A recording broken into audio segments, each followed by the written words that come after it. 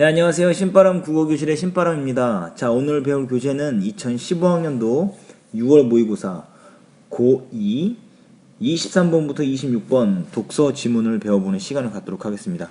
자, 오늘 배울 이 독서 지문은요, 사회 지문인데요. 우리 교재의 9쪽입니다. 자, 오늘도 열심히 공부해 주시길 부탁드리면서 그럼 바로 수업을 진행하도록 하겠습니다. 먼저 이 사회 지문 문제부터 읽고요. 그리고 지문을 분석하도록 하겠습니다. 문제, 여러분들이 먼저 풀고 와서 이 강의를 들어야 도움이 된다는 거 기억해 두시고요. 그리고 여러분들이 기억해 두셔야 될 건 뭐냐면, 지문을 읽고 나서 문제를 풀면 다시 지문을 읽어야 한다라는 수고로움이 발생할 수 있고요. 그러면 시간이 부족합니다. 그렇기 때문에 먼저 문제를 읽고 대략 예상되는 지문의 내용을 파악한 후에 지문을 분석하면 더 큰 도움이 될 거다라고 생각해야 될 겁니다. 그래서요, 그 부분을 기억해서 여러분들 문제 풀어주시면 좋겠습니다. 자, 23번 서술상의 특징에 관련된 문제예요. 서술상의 특징 어떻게 설명하고 있는가, 내용 전개 방식을 우리가 살펴보면 되겠습니다. 그리고 24번 윗글의 내용과 일치하지 않는 거 일치 불일치 문제죠. 명목환율은 명목환율을 실질환율이 명목환율과 실직환율은 실질환율은 뭐 이렇게 하는데요. 다 명목 그리고 실질환율이라는 게 나오는구나. 그럼 대략 뭐를 파악할 수 있냐? 지문이 뭐냐? 아니 참, 화제가 뭐냐라는 걸 알 수가 있습니다. 화제가 뭐냐라는 걸 알 수 있습니다. 그럼 기억해 두시면 좋겠습니다. 자, 25번 윗글을 바탕으로 보기를 이해한 내용으로 적절하지 않은 것. 요건 이제 내용을 읽어보고 와야 되는 3점짜리네요. 자, 26번 기억에서 미음의 사전적 의미 어휘 문제니까요. 이것은 여러분들이 다 읽고 와서 문제 풀어도 될 것 같습니다. 자, 그럼 본격적으로 이제 지문을 분석해 보도록 하겠습니다. 자, 첫 번째. 자, 가격이 시장에서 수요자와 공급자들의 의사 결정을 조절하는 기능을 수행하듯이 국제가격도 국제거래에서 수요자와 공급자들의 의사 결정을 조절하는 역할을 한다. 여러 국제가격 중에서 대표적인 것으로 명목환율과 실질환율을 들 수 있다. 국제가격이 두 가지가 있는데 명목환율과 실질환율을 들 수 있다라고 이야기하면서 화제를 제시해 줬습니다. 아까 24번에서 읽었던 것처럼 화제는 명목환율과 실질환율을 벗어나지 않았어요. 자, 두 번째 문단 들어가니까 명목환율은으로 시작합니다. 세 번째 문단 볼까요? 실질환율은으로 시작하죠. 결국은 명목환율과 실질환율에 대해서 우리가 잘 분석해내면 이 문제를 잘 풀 수 있다는 것을 알 수 있습니다. 자, 명목환율은 뭐냐? 한 나라의 통화가 다른 나라의 통화 사이의 교환 비율이다. 이것이 이제 명목환율의 정의가 되겠죠? 자, 그런데 미국의 달러화가 기축통화이기 때문에 기축통화 밑에 나와 있어요. 국제거래에서 주된 교환 수단으로 쓰이는 특정 나라의 통화, 이제 달러.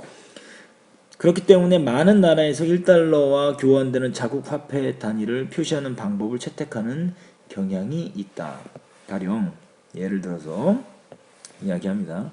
1달러가 우리나라 원화 1000원과 교환된다면 1달러 명목 환율은 1000원, 달러분의 1000원 이렇게 되겠죠? 표시한다.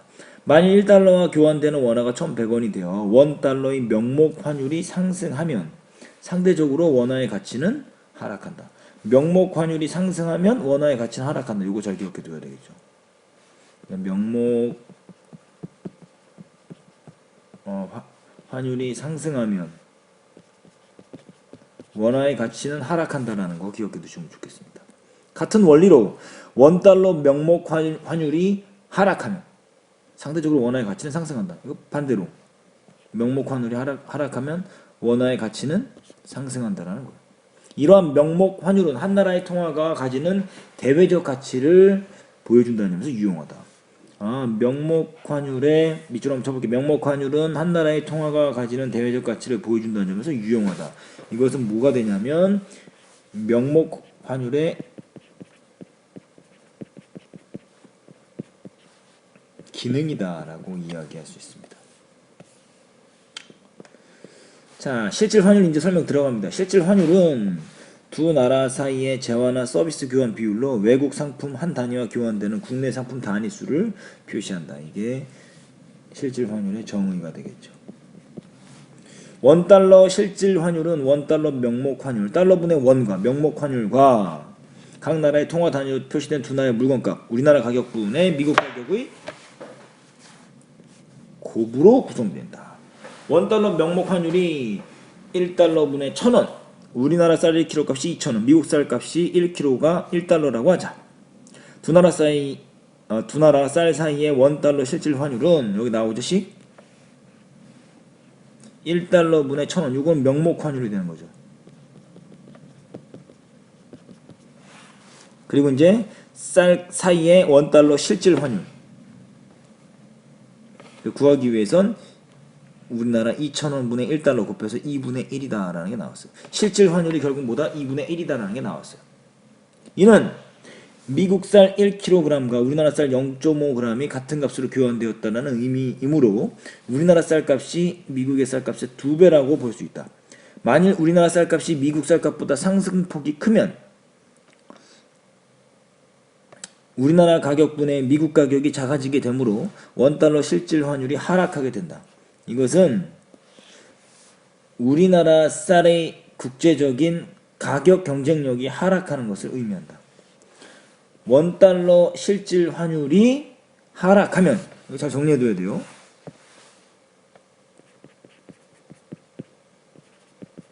실질 환율이 하락하면, 그러면 가격 경쟁률도 어떻게 된다? 하락한다라는 소리예요.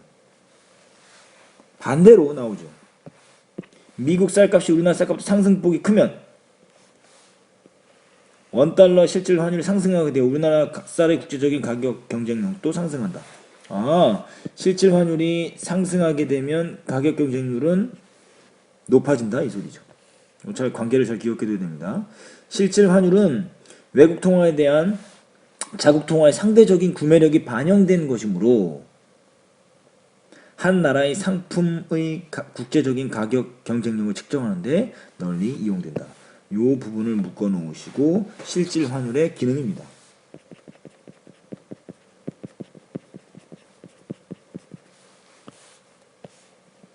한 나라의 실질 환율은 재화나 서비스의 수출과 수입에 영향을 미치는 중요한 변수이므로 실질 환율의 변화는 국내외 경제에 큰 영향을 미친다.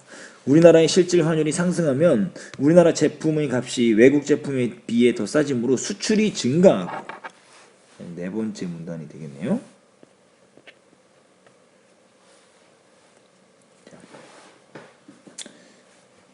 우리나라의 실질 환율이 상승하면 우리나라 제품값이 외국 제품에 비해서 싸지므로 수출이 증가, 수입이 감소, 국내 경기 활성화. 반면에 우리나라 실질 환율이 하락하면 우리나라 제품의 값이 외국 제품에 비해서 더 비싸지므로 수출이 감소, 수입이 증가, 국내 경기 침체. 이렇게 된다.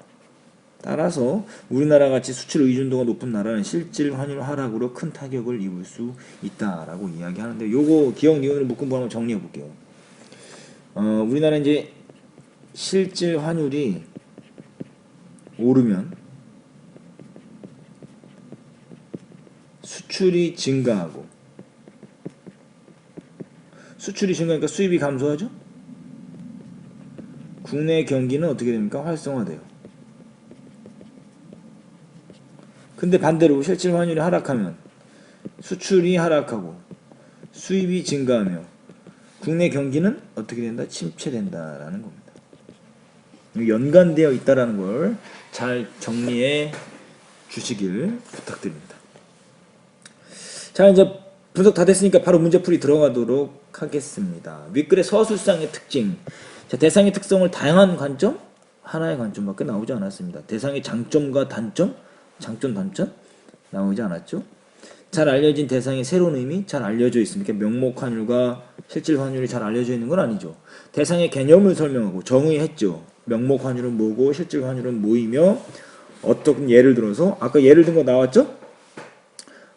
쌀 예를 들어서 이야기했습니다. 구체적인 예를 들어서 들고 있다. 4번 정답이죠. 대상의 변화 과정, 변화는 이 통시적이라는데 시대 변화가 나오지 않았습니다. 그 정답은 4번 어렵지 않게 풀어낼 수 있습니다. 윗글의 내용과 일치하지 않는 거. 명목환율은 두 나라 통화 사이의 교환 비율이다. 이거 어디 있습니까? 두 번째 문단 첫 번째 줄에 있습니다. 명목환율은 한 나라의 통화와 다른 나라 통화 사이의 교환 비율이다. 나왔고요. 2번 명목환율을 대체하기 위해 만든 국제가격이 실질환율이다. 이거 어디 나와 있습니까? 나와 있지 않죠. 이건 뭐냐면요. 명목환율과 그리고 실질환율은 서로 쓰임새가 다르다라는 걸 기억해 두셔야 됩니다. 3번 보시죠. 실질환율이 하락하면 수출은 감소하고 수입은 증가하게 된다. 아까 네 번째 문단에서 표시해 줬죠. 네 번째 문단 밑에서 다섯 번째 줄에 나와 있습니다. 자, 4번이요. 명목환율과 실질환율은 국제거래에서 의사결정을 조절하는 역할.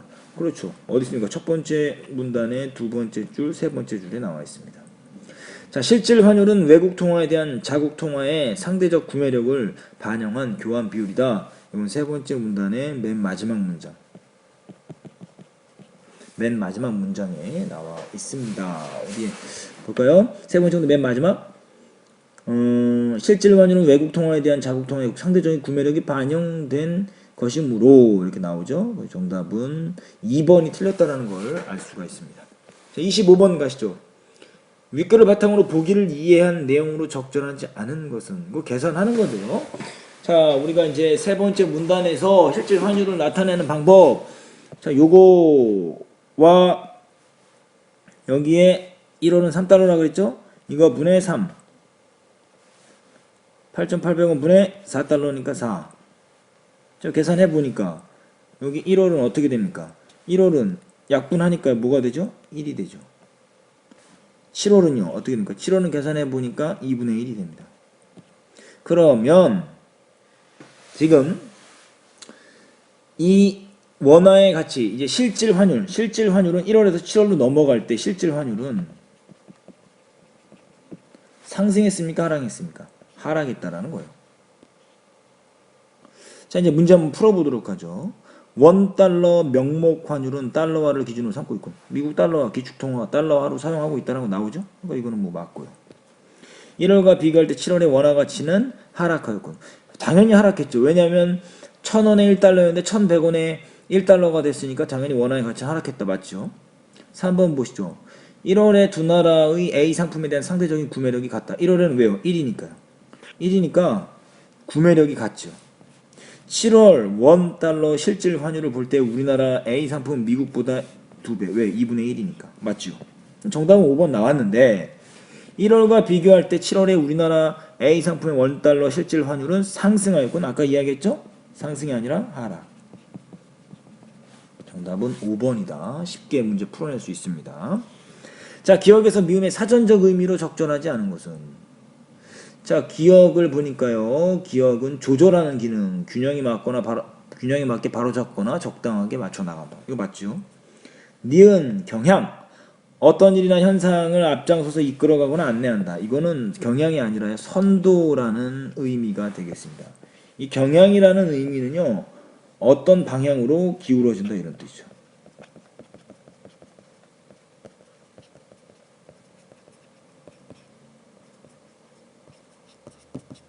어떤 방향으로 기울어진다라고 이야기해 주시면 되겠습니다. 정답은 나왔어요. 2번이고요. 3번 디귿을 보시면요. 반영돼 있다. 다른 것에 영향을 받아 어떤 현상이 나타난다. 맞고요. 리얼 침체, 어떤 현상이나 사물이 진전하지 못하고 제자리에 머문다. 타격, 어떤 영향을 받아 기운이 크게 꺾이거나 손해를 본다. 그거 다 맞습니다. 이런 어휘 문제는요. 나올 때마다 준비해 두는 그리고 정리해 두는 습관이 필요하다는 걸 강조해 드리고 싶습니다. 자, 이렇게 해서 오늘요 23번부터 26번까지의 문제를요 공부했습니다. 오늘 배운 부분을 오마이노트로 좀 정리하시고요. 중요한 부분. 그리고 틀린 문제는 내가 어디서 생각을 잘못해서 틀렸는가. 그리고 내가 맞은 부분도 내가 생각한 부분이 선생님이 설명해 준 부분과 동일하냐 라는 것 분명히 확인하셔야 여러분들의 국어 실력이 향상될 수 있음을 알려드립니다. 오늘도 열심히 공부해 주셔서 감사합니다. 그럼 다음 시간에 다시 만나요. 소년이요 야망을 가져라.